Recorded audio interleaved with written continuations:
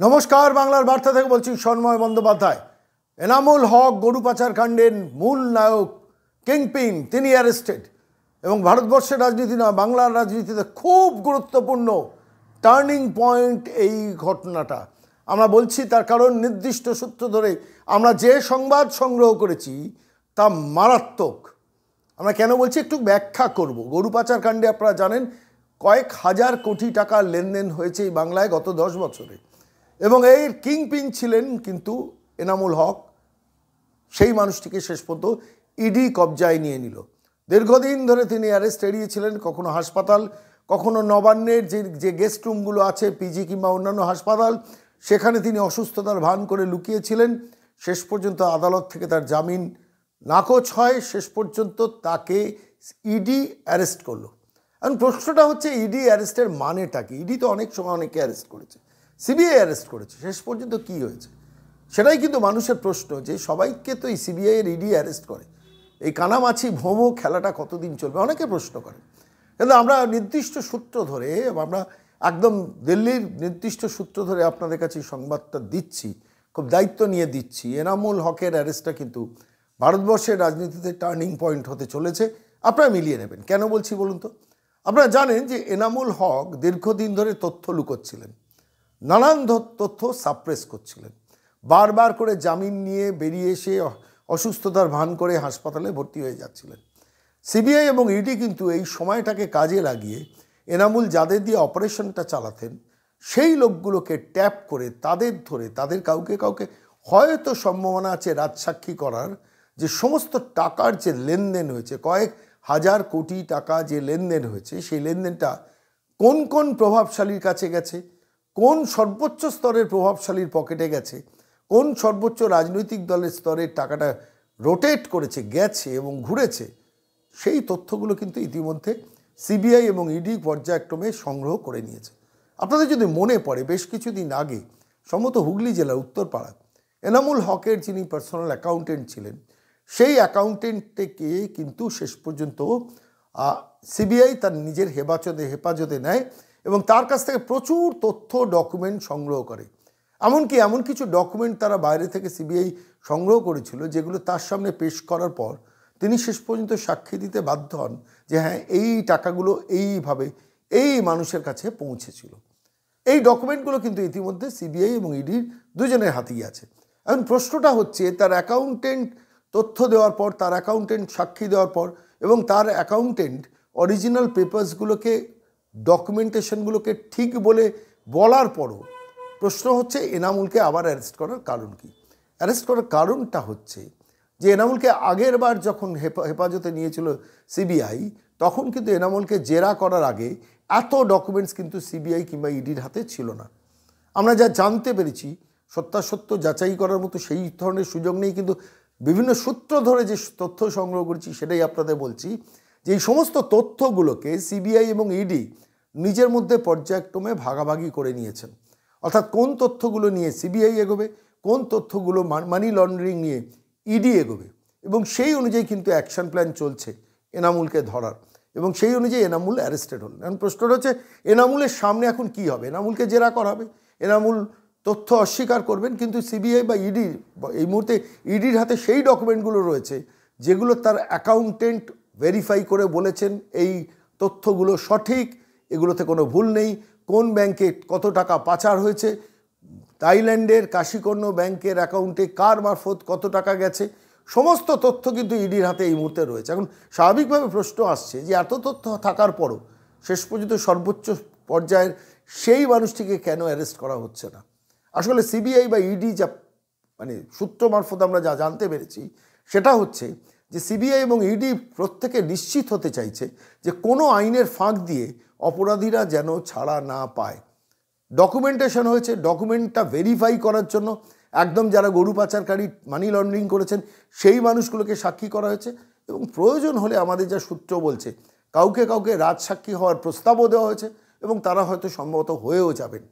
কারণ এই পরিস্থিতিতে দাঁড়িয়ে এনামুল হকের অ্যারেস্টটা শেষ পর্যন্ত বিভিন্ন সীমান্ত অঞ্চল থেকে যে গরু পাচারের ফলে যে কয়েক হাজার কোটি টাকা বাংলার রাজনীতিতে রোটেট করেছে ব্ল্যাক মানি, এবং নির্দিষ্ট একটি রাজনৈতিক দল সেই রাজনৈতিক দলের সর্বোচ্চ স্তরের এক তথাকথিত যুব নেতা, তার কাছে কোটি কোটি টাকা পৌঁছেছে বিদেশে এবং দেশে।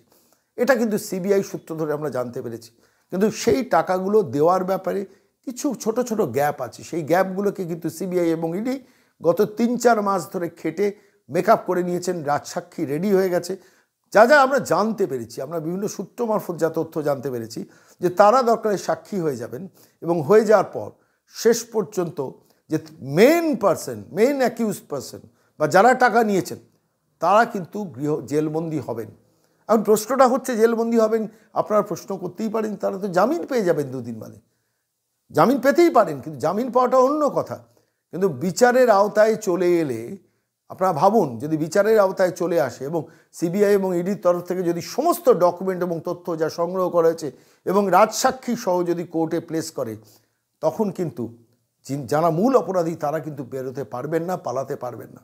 এবারে এনামুল হকের অ্যারেস্টটা কিন্তু খুব ইম্পর্টেন্ট এই কারণে যে এনামুল হককে আগে যতবার সিবিআই নিয়ে গেছে বা ইডি নিয়ে গেছে, সেখানে কিন্তু এত ডকুমেন্ট সিবিআই ইডির হাতে ছিল না, যে ডকুমেন্টগুলো পর্যায়ক্রমে গত 6 মাসে তারা বিভিন্নভাবে সংগ্রহ করে নিজেদের কাছে রেখেছেন।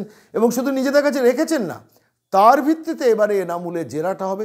এবং এনামুল যদি অস্বীকার করেন, তাহলে সত্যকে অস্বীকার করতে হবে। তার কারণ যেসব ডকুমেন্ট ইতিমধ্যে সিবিআই বা ইডি হাতে পেয়ে গেছে, তার মধ্যে এনামুলের নিজের স্বাক্ষরও আছে জানতে পেরেছি। এখন এই পরিস্থিতি দাঁড়িয়ে কি হতে পারে? এনামুল বেশ কিছুদিন অ্যারেস্টেড থাকবেন এবং যদি কনফেস করে ফেলেন, তাহলে কিন্তু আর রক্ষা নাই সেই যুবরাজের। কোন যুবরাজ বললাম না, সেটা আপনারা গেস করুন। আমরা যা যা জানতে পেরেছি সেটুকুই আজকে পেশ করলাম। কিন্তু একটু খেয়াল করে দেখবেন, আরেকজন কি পার্সন, বিকাশ মিশ্র অ্যারেস্টেড হয়ে গেছেন। এবার বিনয় মিশ্র কোথায় আছেন, ওয়্যারঅ্যাবাউটস, সেই জায়গায় দাঁড়িয়ে যদি বিনয় মিশ্রকে পেয়ে যায়, বিনয় মিশ্র যদি সিবিআইয়ের কবজায় এসে যায়, তাহলে আমাদের কোনো প্রতিবেদন তৈরি করতে হবে না। নিশ্চিত জেনে রাখুন, ভারতবর্ষের রাজনীতিতে সবথেকে বড় ঘটনাটা ভারতবর্ষের রাজনীতি দেখতে চলেছে সিবিআই এবং ইডি, সেটা ঘটাতে চলেছে আগামী মার্চ, এপ্রিল, মে মাসের মধ্যে। আপাতত সেই দিকে আমাদের চোখ থাকবে। আমাদের কাছে মনে হয়েছে এনামুল হকের অ্যারেস্টটা নিয়ে অনেকে সেভাবে গুরুত্ব দিচ্ছেন না, কেন মনে করছেন এ ধরনের অ্যারেস্ট হয় আবার জামিন পায় না। এবারে এনামুল হকের অ্যারেস্টটা মানে এনামুলকে হয় কনফেস করতে হবে যে হ্যাঁ এই টাকাটা এই প্রভাবশালীকে এইভাবে দিয়েছি, আর না হলে যদি তিনি অস্বীকার করেন, তাহলে তার বয়ানের সঙ্গে তার সই করা ডকুমেন্ট মিলিয়ে সিবিআই এবং ইডি কিন্তু আদালতে সহজেই বলতে পারবে যে দেখুন মাননীয় বিচারপতি কিভাবে মিথ্যে কথা বলে মিসলেড করছেন বিচারালয়কে, আপনার ওপর ছেড়ে দিচ্ছি, এবার কি শাস্তি তাকে দেওয়া যায়। ফলে স্বাভাবিকভাবে খুব ইন্টারেস্টিং সিচুয়েশন কিন্তু হয়েছে। আমরা এই সংক্রান্ত একটি মিডিয়া রিপোর্ট দিয়ে আজকে বাংলা বার্তা শেষ করব। গরু পাচারকাণ্ডে গ্রেফতার এনামুল হক, দিল্লি থেকে এনামুল হককে গ্রেফতার করেছে ইডি। দিল্লিতে জিজ্ঞাসাবাদের জন্য তাকে সমন পাঠানো হয়। এই বিষয়ে আমাদেরকে আরো জানাবেন পিয়ালি, এই মুহূর্তে আমাদের সঙ্গে টেলিফোন লাইনে রয়েছেন আমাদের প্রতিনিধি পিয়ালি, আরো জানবো। দেখো, তুমি জানো যে 2020 সালে সিবিআই এই মামলাটা রুজু করেছিল এবং পরবর্তী সময় নভেম্বর মাসে 2020 নভেম্বর মাসে সিবিআই হাতে এনামুল হক, সেও দিল্লি থেকে তাকে গ্রেফতার করা হয়েছিল। যদিও সেই মামলাতে জামিনে ছিলেন, গরু পাচার মামলায় মূল অভিযুক্ত এনামুল হক। সেই মামলাতে আলাদা করে তদন্ত করছিল, গরু পাচারের আলাদা করে যে মানি লন্ডারিং এর যে মামলা, সেটাতে আলাদা করে তদন্ত চালাচ্ছে এনফোর্সমেন্ট ডিরেক্টর। অর্থাৎ গরু পাচার করে যে টাকা এসছে সেটা হাওয়ালার মাধ্যমে বিদেশে পাচার করা হয়েছে কিনা সেই বিষয়ে তদন্ত করছে এনফোর্সমেন্ট ডিরেক্টরেট।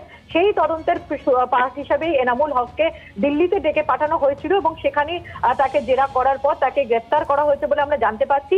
এর আগে এনামুল হককে সিবিআই গ্রেফতার করা হয়েছিল এবং সেই করেছিল, এবং তার সঙ্গে সঙ্গে সিবিআই হাতে বিএসএফ এর একজন কমান্ডান্ট তিনিও গ্রেফতার হয়েছিলেন। এবং যেটা অভিযোগ 2015 সালে থেকে 2018 সাল পর্যন্ত মালদা, মুর্শিদাবাদ মতো যে দক্ষিণবঙ্গের যে বর্ডার গুলো রয়েছে সেখান থেকে বিপুল পরিমাণে গরু পাচার হয়েছে এবং সেই গরু পাচারের মূল যে চক্রী সেটা কিন্তু এই ব্যবসায়ী এনামুল হক। তাকে আগে সিবিআই গ্রেফতার করেছিল এবং সতীশ কুমার, এনামুল হকদের বিরুদ্ধে সিবিআই চার্জশিটও দেয়। কিন্তু এনফোর্সমেন্ট ডিরেক্টরেট তারা আলাদা করে তদন্ত চালাচ্ছে যে মানি ট্রেলটা, অর্থাৎ গরু পাচারের যে টাকা, সেই টাকা কোথায় কোথায় কাদের কাছে গেছে এবং বিদেশে কোনো রকম পাচার হয়েছে কিনা, সেই মামলার তদন্তের সূত্র ধরেই এনফোর্সমেন্ট ডিরেক্টরেট এবার এনামুল হককে গ্রেফতার করেছে। তাকেই কিন্তু আজকেই দিল্লি যে ইডির যে স্পেশাল কোর্ট সেখানে তাকে প্রডিউস করা হবে এবং তারপরে তাকে নিজেদের হেফাজতে নিয়ে জেরা করবেন এনফোর্সমেন্ট ডিরেক্টরেটের অফিসাররা যে টাকা গরু পাচারের মাধ্যমে তিনি পেয়েছিলেন সেই টাকা বিদেশে পাচার হয়েছে কিনা, কোনো প্রভাব প্রভাবশালীদের কাছে পৌঁছেছে কিনা, কার কার কাছে গেছে, সেই সমস্ত বিষয়গুলো কিন্তু তদন্তকারী অফিসাররা জানার চেষ্টা করবে।